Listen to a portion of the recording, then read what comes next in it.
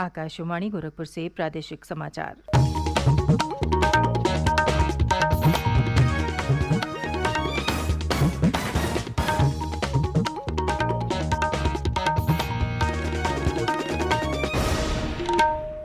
नमस्कार। समाचार बुलेटिन के साथ मैं सुकीर्ति अस्थाना। पहले मुख्य समाचार। मुख्यमंत्री योगी आदित्यनाथ ने गोरखपुर से प्रदेशव्यापी आरोग्य मेलों का किया शुभारंभ। कहा, सभी 403 विधानसभा क्षेत्रों में होंगे 100 बेड वाले अस्पताल। मुख्यमंत्री ने कहा, केंद्र और राज्य सरकार ने मिलकर पूर्वी उत्तर प्रदेश में इंसेफेलाइटिस पर किया नियंत्रण। सामूहिक प्रयासों से अगले 1-2 वर्ष में जड़ से खत्म होगी ये बीमारी। निजी टीकाकरण केंद्रों पर 18 वर्ष से अधिक आयु के पात्र लोगों को कोविड टीके की एहतियाती डोज लगनी शुरू। बसपा अध्यक्ष मायावती ने कांग्रेस नेता राहुल गांधी के बयानों पर दी कड़ी प्रतिक्रिया। कहा, बसपा को बदनाम करने का हो रहा है प्रयास। और अमरनाथ यात्रा के लिए पंजीकरण प्रक्रिया आज से हो रही है शुरू।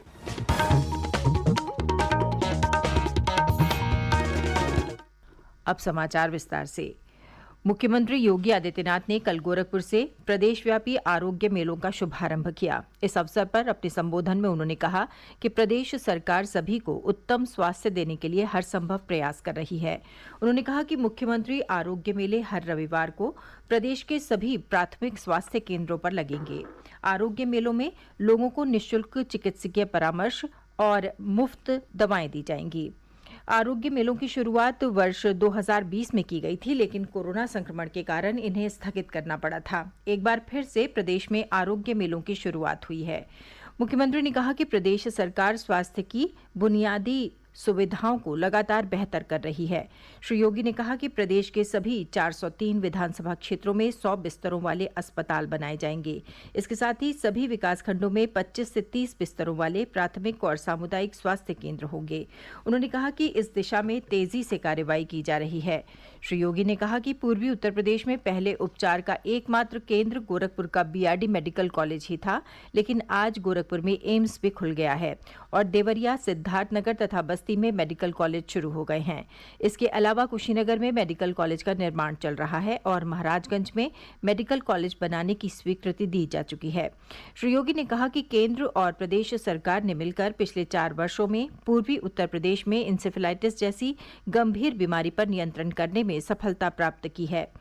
मुख्यमंत्री ने कहा कि अगले 1-2 साल में सामूहिक प्रयासों से इंसेफेलाइटिस को जड़ से समाप्त कर दिया जाएगा। इस अवसर पर मुख्यमंत्री ने आयुष्मान भारत योजना के लाभार्थियों को गोल्डन कार्ड वितरित किए। उन्होंने प्रधानमंत्री मातृ वंदना योजना के लाभार्थियों को चेक, फाइलेरिया और टीबी रोगियों को किट आदि का भी वितरण किया। निजी टीकाकरण केंद्रों पर 18 वर्ष से अधिक आयु के पात्र लोगों को कोविड टीके की एहतियाती डोज लगनी शुरू हो गई है। केंद्रीय स्वास्थ्य मंत्रालय ने बताया कि दूसरे कोविड टीके के 9 महीने पूरे होने पर एहतियाती डोज दी जाएगी। सरकारी टीकाकरण केंद्रों से निःशुल्क टीकाकरण कार्यक्रम में पहला और दूसरा टीका तथा पात्र श्रेणी के लोगों को एहतियाती डोज लगाया जाना जारी रहेगा। इस बीच स्वास्थ्य मंत्री मनसुख मांडविया ने कल कहा कि निजी टीकाकरण केंद्रों के जरिए 18 वर्ष से अधिक उम्र के लोगों को देश भर में कोविड से बचाव का एहतियाती टीका लगाया जा रहा है। 18 वर्ष से ऊपर के ऐसे सभी व्यक्ति एहतियाती टीका लगवाने के पात्र हैं जिन्हें दूसरा टीका लगे 9 महीने हो गए हैं। श्री मांडविया ने कहा कि प्रधानमंत्री नरेंद्र मोदी के सबका प्रयास के मंत्र के साथ हम कोरोना से संघर्ष को और अधिक मजबूत करेंगे। प्रदेश में अनेक प्राइवेट अस्पतालों ने अपने केंद्रों में 18 वर्ष से अधिक आयु के लोगों को कोविड की एहतियाती डोज लगाना शुरू कर दिया है। पहले दिन कल बड़ी संख्या में लोगों ने टीकाकरण केंद्रों पर सीधे पहुंचकर टीके लगवाए। रामनवमी का पर्व होने के कारण टीकाकरण की गति कुछ धीमी रही, लेकिन आने वाले दिनों में इसके तेज होने की संभावना है। प्रधानमंत्री नरेंद्र मोदी ने कहा है कि प्रधानमंत्री किसान सम्मान निधि और कृषि से जुड़ी अन्य योजनाओं से देश के करोड़ों किसानों को नई ताकत मिल रही है। ट्वीट संदेश में उन्होंने कहा कि देश को अपने किसानों पर गर्व है और जब हमारे किसान सशक्त बनेंगे तो देश और अधिक समृद्ध होगा। हमारे संवाददाता ने बताया है कि 1,73,00,000 से अधिक किसानों ने राष्ट्रीय कृषि बाजार ई नाम पर अपना पंजीकरण कराया है। बहुजन समाज पार्टी की अध्यक्ष मायावती ने कांग्रेस नेता राहुल गांधी के उन बयानों पर कड़ी प्रतिक्रिया दी है, जिनमें श्री राहुल गांधी ने कहा था कि बहुजन समाज पार्टी भाजपा से भयभीत है। कल संवाददाताओं को संबोधित करते हुए बसपा अध्यक्ष मायावती ने कहा कि श्री राहुल गांधी का ये कहना कि कांग्रेस ने विधानसभा चुनाव से पहले बसपा को गठबंधन का निमंत्रण दिया था और उन्हें मुख्यमंत्री पद देने की बात कही थी, ये बिल्कुल निराधार है। मायावती ने कहा कि कांग्रेस बहुजन समाज पार्टी को बदनाम करने का प्रयास कर रही है। प्रादेशिक समाचार आप आकाशवाणी गोरखपुर से सुन रहे हैं। ये समाचार बुलेटिन हमारे YouTube channel AIR news Gorakhpur और ट्विटर हैंडल AIR_GKP पर भी उपलब्ध है। अमरनाथ यात्रा के लिए आज से पंजीकरण प्रक्रिया शुरू हो रही है। यात्रा 30 जून से शुरू होगी और 11 अगस्त तक चलेगी। पंजीकरण जम्मू और Kashmir bank, Punjab national bank तथा यस बैंक की 446 शाखाओं और देश भर में स्टेट बैंक ऑफ इंडिया की 100 शाखाओं में शुरू होगा।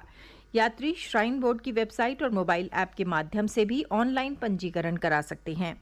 इस बीच केंद्रीय सूचना और प्रसारण सचिव अपूर्व चंद्रा आज जम्मू कश्मीर में अमरनाथ यात्रा के संबंध में मीडिया प्रचार पर बैठक करेंगे। रामनवमी का पर्व कल प्रदेश भर में श्रद्धा और उल्लास के साथ मनाया गया। मुख्यमंत्री योगी आदित्यनाथ ने गोरखनाथ मंदिर में रामनवमी पर भगवान राम का पूजन किया। भगवान राम के जन्मस्थान अयोध्या में रामनवमी धूमधाम से मनाई गई। बड़ी संख्या में श्रद्धालुओं ने अयोध्या पहुंचकर रामलला का दर्शन पूजन किया। पहली बार अयोध्या से भगवान राम के पूजन कार्यक्रम का लाइव प्रसारण किया गया। हमारे अयोध्या प्रतिनिधि ने बताया कि कोविड प्रतिबंधों के कारण पिछले 2 वर्षों के दौरान श्रद्धालु अयोध्या नहीं आ सके थे, लेकिन इस वर्ष बड़ी संख्या में श्रद्धालुओं ने सरयू में स्नान किया और रामनवमी पर भगवान राम के दर्शन किए। चित्रकूट में भी श्री राम जन्मोत्सव धूमधाम से मनाया गया। कामतगिरी पर्वत और रामघाट 5 लाख दीपों से जगमग हुए। राज्य में कई स्थानों पर रामनवमी के अवसर पर भव्य शोभा यात्राएं निकाली गईं। रामनवमी के अवसर पर कल वाराणसी में मुस्लिम महिलाओं ने भगवान श्री राम की आरती उतारकर एकता और भाईचारे का पैगाम दिया। वाराणसी में मुस्लिम महिला फाउंडेशन की सदस्यों ने भगवान श्री राम की आरती उतारते हुए कहा कि हमारे देश में नफरत का कोई स्थान नहीं है। भगवान राम सबके हैं और सभी धर्मों के लोग भगवान श्री राम से श्रद्धा रखते हैं। मुस्लिम महिला फाउंडेशन की राष्ट्रीय अध्यक्ष नाजनीन अंसारी ने कहा कि भगवान श्री राम के आदर्शों पर चलकर समाज में शांति और भाईचारा कायम हो सकता है। चैत्र नवरात्र का कल समापन हो गया। लोगों ने अपने घरों में हवन पूजन किया और कन्याओं को भोजन कराया। मुख्यमंत्री योगी आदित्यनाथ ने महानवमी पर कल गोरखनाथ मंदिर में कन्या पूजन किया और कन्याओं को प्रसाद ग्रहण कराया। प्रदेश के अधिकतर हिस्से इन दिनों भीषण गर्मी से प्रभावित हैं। पश्चिमी उत्तर प्रदेश सहित राज्य के अधिकांश हिस्सों में दिन का तापमान 40 डिग्री से ऊपर पहुंच गया है, जो सामान्य से काफी अधिक है। रात का तापमान भी सामान्य से अधिक दर्ज किया जा रहा है। मौसम विभाग का अनुमान है कि आने वाले कुछ दिनों में गर्मी का ये दौर बना रहेगा और दिन में गर्म हवाएं चलेंगी। लू से बचने के लिए लोगों को शरीर ढककर ही धूप में निकलने की सलाह दी गई है। साथ ही प्रचुर मात्रा में पेयजल पीने को भी कहा गया है। सरकारी खरीद बिक्री पोर्टल जेम को 1 वर्ष में 1 लाख करोड़ रुपए मूल्य का ऑर्डर मिला है। ये पिछले वर्षों की तुलना में काफी अधिक है। रामपुर के सिविल लाइंस में कल राष्ट्रीय राजमार्ग 24 पर 2 ट्रकों के आपस में भिड़ जाने से भीषण आग लग गई, जिससे हाईवे पर घंटों जाम की स्थिति बनी रही। फायर ब्रिगेड ने कड़ी मशक्कत के बाद आग पर काबू पाया। दुर्घटना में ट्रकों के चालक और परिचालक के हताहत होने के संबंध में अभी कोई सूचना नहीं मिली है। अंत में मुख्य समाचार एक बार फिर। मुख्यमंत्री योगी आदित्यनाथ ने गोरखपुर से प्रदेशव्यापी आरोग्य मेलों का किया शुभारंभ। कहा सभी 403 विधानसभा क्षेत्रों में होंगे 100 बेड वाले अस्पताल। मुख्यमंत्री ने कहा केंद्र और राज्य सरकार ने मिलकर पूर्वी उत्तर प्रदेश में इंसेफेलाइटिस पर किया नियंत्रण। सामूहिक प्रयासों से अगले 1-2 वर्ष में जड़ से खत्म होगी ये बीमारी। निजी टीकाकरण केंद्रों पर 18 वर्ष से अधिक आयु के पात्र लोगों को कोविड टीके की एहतियाती डोज लगनी शुरू। बसपा अध्यक्ष मायावती ने कांग्रेस नेता राहुल गांधी के बयानों पर दी कड़ी प्रतिक्रिया। कहा बसपा को बदनाम करने का हो रहा है प्रयास। और अमरनाथ यात्रा के लिए पंजीकरण प्रक्रिया आज से हो रही है शुरू। इसके साथ ही समाचार बुलेटिन समाप्त हुआ। नमस्कार।